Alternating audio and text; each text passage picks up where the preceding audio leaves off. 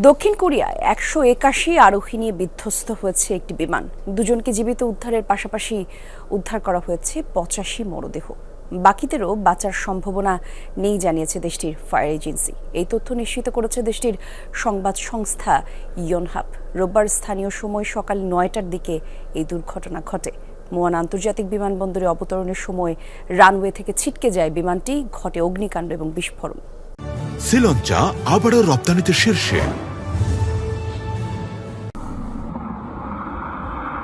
পুরো পথ নিরাপদে পাড়ি দিয়ে অবতরণের মুহূর্তেই বিভ্রাট। রানওয়ে থেকে ছিটকে গেল জেজু এয়ারের ফ্লাইট 7C2216।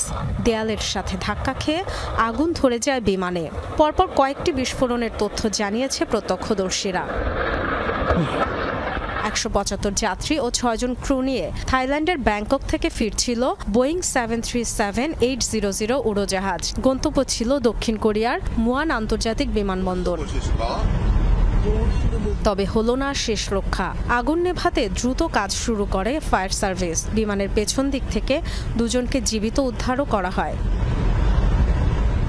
স্থানীয় বিভিন্ন গণমাধ্যম বলছে বিমান অবতরণের সময় ঠিকঠাক চালু হয়নি ল্যান্ডিং গিয়ার, আর সে কারণেই এত বড় দুর্ঘটনা। পাখির সাথে সংঘর্ষের জেরে ল্যান্ডিং গিয়ারে গোলযোগ তৈরি হতে পারে বলে ধারণা করা হচ্ছে। তবে এখনই কিছু বলতে নারাজ দক্ষিণ কোরিয়ার এভিয়েশন কর্তৃপক্ষ। তদন্ত শুরুর কথা জানিয়েছে তারা। জেজু এয়ার কর্তৃপক্ষ জানিয়েছে বিধ্বস্ত বিমানটিতে থাইল্যান্ডের 2 যাত্রী ছিলেন।